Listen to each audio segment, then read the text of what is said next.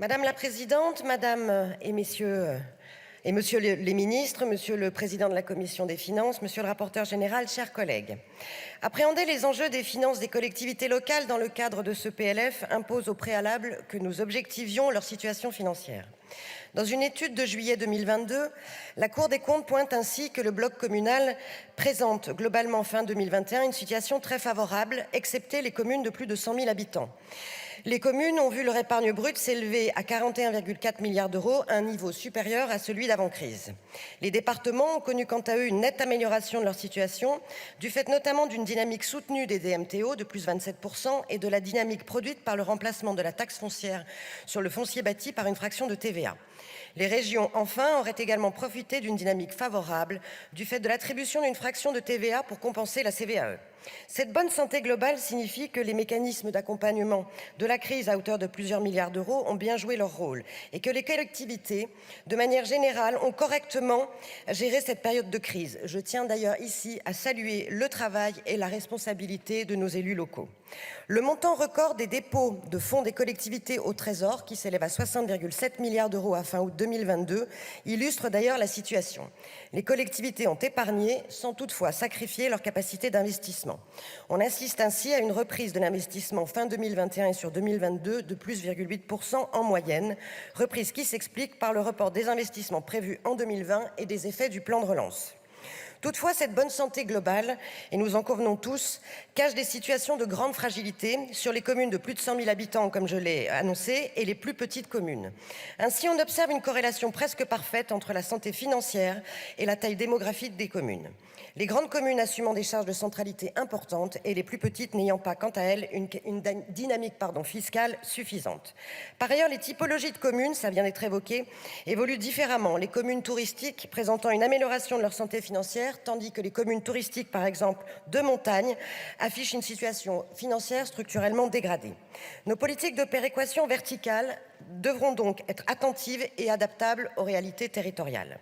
De plus, si entre 2017 et 2021, les recettes réelles de fonctionnement des collectivités étaient supérieures aux dépenses réelles de fonctionnement, on assiste depuis le printemps 2022 à un retournement de la situation.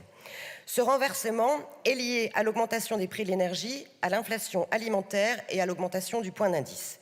Pour rappel, on estime qu'une hausse de 10% du coût de l'énergie pour les collectivités territoriales équivaut à une réduction de 2,25% de leur capacité d'autofinancement. Dans ce contexte, nous devons être extrêmement vigilants et éviter que la situation ne se détériore.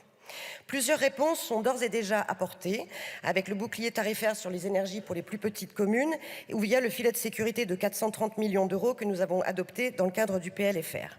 L'automatisation du FCTVA, malgré quelques réglages à encore effectuer, produit également des effets positifs en apportant une fluidité des liquidités en soutien à l'investissement.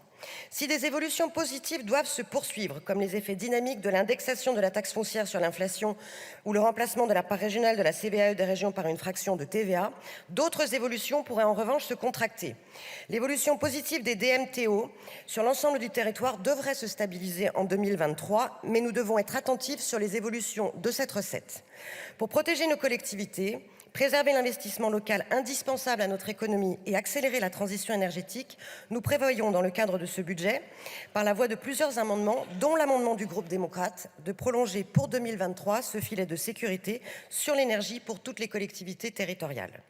Toujours dans un souci d'accompagnement des collectivités locales et pour la première fois depuis 13 ans, cela a été rappelé, après la forte cure d'austérité imposée par le gouvernement de François Hollande, la majorité vous propose, après des discussions entre les rapporteurs de la mission RCT, cher Joël, le gouvernement et les différentes associations représentatives des collectivités locales, de relever la dotation globale de fonctionnement à 320 millions d'euros.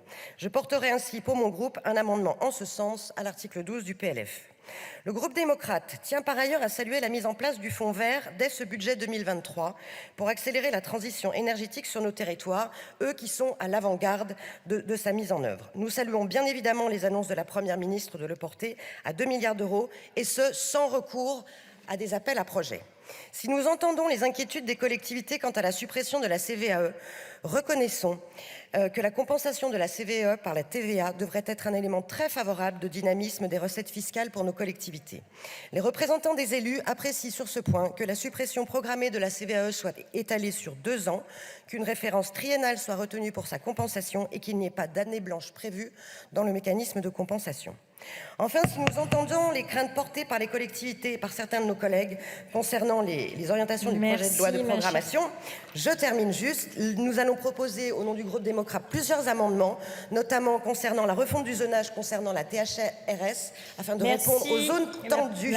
Je vous remercie.